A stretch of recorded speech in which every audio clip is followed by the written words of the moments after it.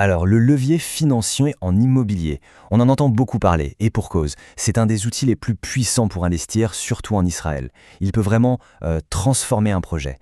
Mais attention, c'est aussi un mécanisme super délicat qui demande une maîtrise parfaite. Allez, on décortique ça ensemble. Comment on transforme 150 000 euros en un actif qui en vaut 500 000? Bon, la question peut paraître un peu spectaculaire, c'est vrai, mais en fait, elle est pile au cœur de notre sujet. C'est exactement ça, la promesse du levier financier. Prendre sa mise de départ et l'utiliser pour acquérir un bien qui a une valeur bien supérieure. Alors, concrètement, comment ça marche? Ok, rentrons dans le vif du sujet. Le levier, avant toute chose, il faut le voir comme un accélérateur. Imaginez un peu, on pourrait démultiplier la puissance de son capital de départ pour se construire un patrimoine beaucoup plus vite. Eh bien, c'est ça la promesse du levier. Bon, en pratique, ça se passe comment? C'est assez simple dans le principe. Au lieu de mettre toutes ses économies pour acheter un bien, on va utiliser cet argent comme un apport. Et puis, on va chercher un prêt hypothécaire, ce qu'on appelle une mashkenta ici en Israël, pour financer le reste.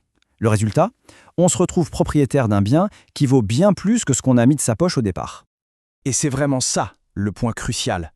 Cet effet multiplicateur, c'est juste incroyable pour se constituer un patrimoine rapidement. Mais, il y a un mais.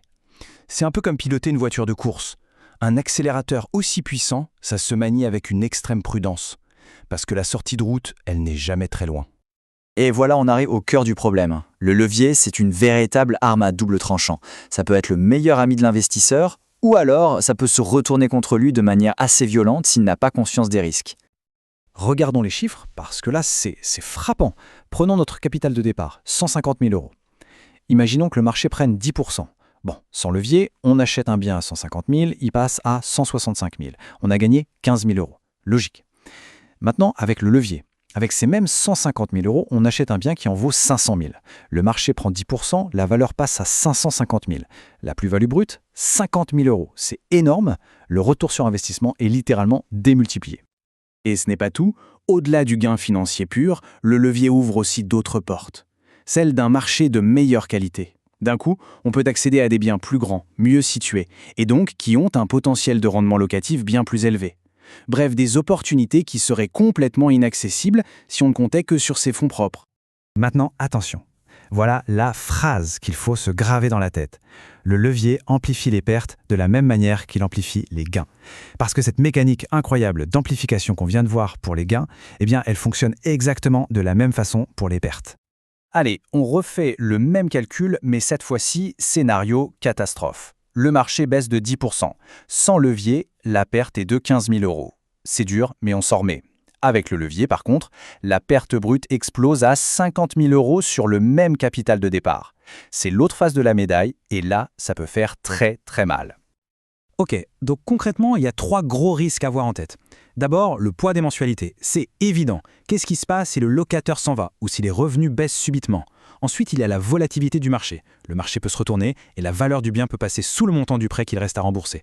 Et tout ça, ça nous amène au 3e risque, le surendettement. C'est le risque de se retrouver coincé, de ne plus pouvoir rien faire financièrement. Alors, face à tout ça, ces risques d'un côté, ces opportunités de l'autre, il n'y a pas de solution miracle, pas de recette unique. Le bon niveau de levier, en fait, ça dépend entièrement du profil de chacun, de ses objectifs personnels. On peut schématiser en disant qu'il y a 2 grandes approches qui s'opposent. D'un côté, il y a la stratégie du levier maximal. Là, l'objectif, c'est clair, maximiser la plus-value, quitte à prendre beaucoup de risques et à supporter des mensualités élevées. Et de l'autre côté, on a la stratégie du levier modéré. Là, on privilégie la sécurité, la tranquillité d'esprit, avec des mensualités plus faibles et on dépend beaucoup moins des hauts et des bas du marché. Mais attention, une stratégie, quelle qu'elle soit, ne vaut rien sans un calcul de rentabilité ultra précis. Et pour ça, il y a un aspect qui est souvent sous-estimé, mais qui est absolument crucial, c'est l'optimisation fiscale. Premier point super important à prévoir dans son budget, la taxe d'acquisition, le fameux Maaser Reshisha. Il faut bien comprendre qu'elle est calculée sur la valeur totale du bien, pas juste sur l'apport. Donc le levier, ça ne réduit pas cet impôt de départ. Il faut bien le provisionner. Ensuite, il y a l'impôt qu'on paye à la revente, le Mas Shevash. Actuellement, son taux est de 25% sur la plus-value. Ce n'est pas rien. Ça veut dire qu'un quart du gain part directement en impôt. C'est un chiffre énorme. Il faut absolument l'intégrer dans ses calculs de rentabilité dès le tout premier jour. Mais il y a une excellente nouvelle, et c'est un avantage fiscal qui est directement lié au fait d'utiliser le levier. Les intérêts qu'on paye sur le prêt hypothécaire sont déductibles de la plus-value imposable. C'est mécanique. Plus on emprunte, plus on paie d'intérêts, et donc moins on paiera d'impôts à la fin. C'est un point clé. Ok, et pour les revenus locatifs, là, il faut choisir entre 3 régimes fiscaux.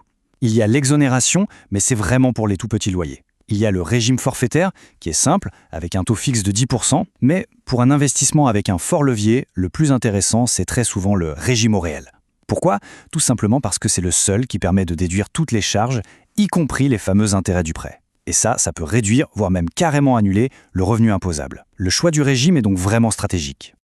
Bon, après tout ça, la question c'est comment on fait pour utiliser ce levier de manière intelligente et sécurisée.